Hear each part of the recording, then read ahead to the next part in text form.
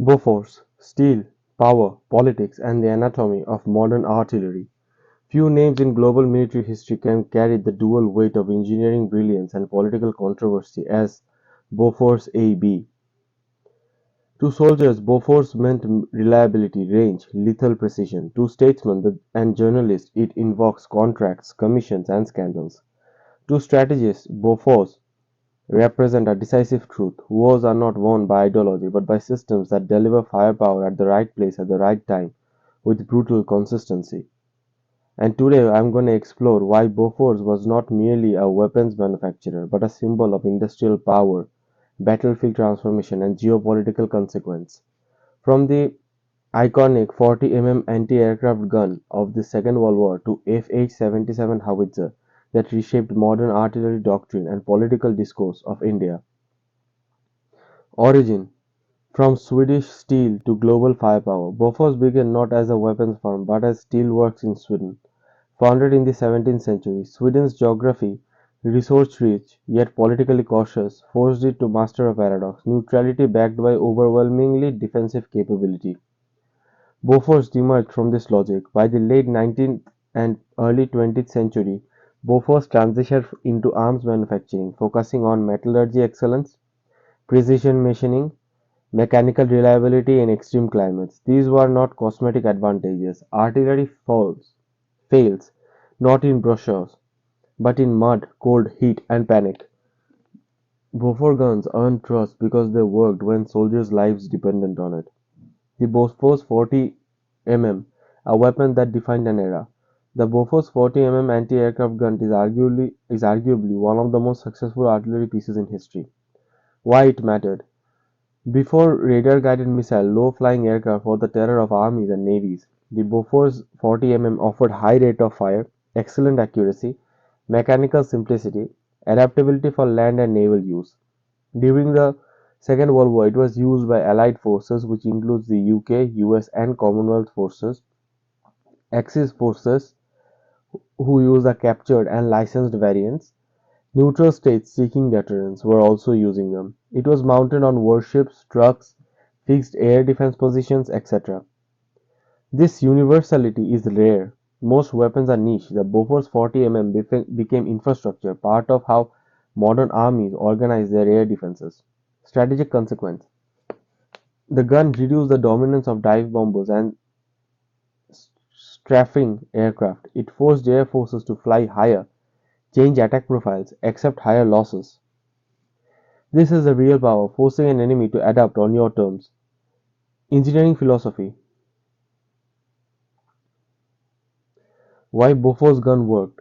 Bofors engineering followed three ruthless principles: reliability over elegance, a gun that fires every time beats a sophisticated one that jams. Human-machine harmony. Controls were designed for stressed, exhausted crews, not laboratory conditions. Longevity. Bofors weapons were meant to last decades, not procurement cycles. This mindset explains why Bofors guns remained in service long after newer designs existed. Militaries trust what survives war, not what dazzles committees. The Fh-77 howitzer, artillery reimagined. The next revolution came with the Fh-77 series, most famously the Fh-77B. Tactical breakthroughs.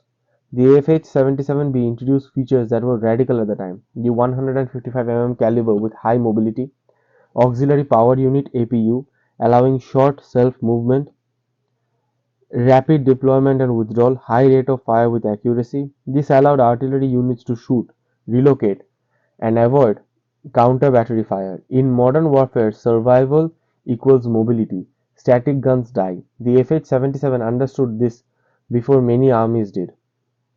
India and Bofors, military gain, political earthquake. In the 1980s, India sought to modernize its artillery. The Fh-77 was selected for its performance in high altitude, extreme terrain, and particularly relevant to the Himalayas. Military impact: operationally, the guns proved decisive years later during the Kargil conflict of 1999, where their range, accuracy, and reliability in mountains played a crucial role in dislodging entrenched enemy positions. Political fallout: however, the procurement process became engulfed In the Bofors scandal, allegations of kickbacks that shook Indian politics for decades. Here lies the brutal truth of power.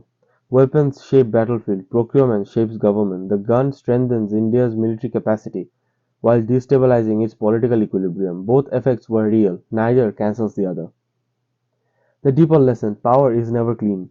Bofors exposes a recurring pattern in history. Strategic assets attract corruption. High stake defense contracts amplify political risks. Moral outrage often follows military necessity. This is not unique to India or Bofors, it is systematic. States that want power must confront an uncomfortable reality. The instruments that protect sovereignty often corrode innocence. Strong states learn to manage this tension, weak ones pretend it doesn't exist. Decline, absorption, and legacy. Over time, Bofors was absorbed into larger defense conglomerates, its identity diluted but its design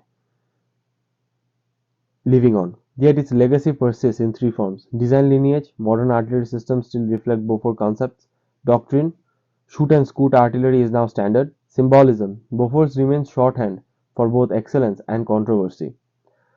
Very few manufacturers leave marks on engineering, doctrine, and politics simultaneously. Conclusion: Bofors as a case study in power.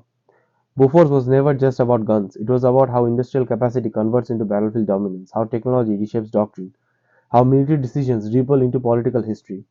The Bofors gun standing silently in a field is not merely steel and wheels, it is frozen labor, embedded strategy, compromised violence, and deferred political consequences. Empires are not built by speeches, they are built by systems like this, quiet, mechanical, and unforgiving. Bofors, for all its contradictions, understood that truth better than the most.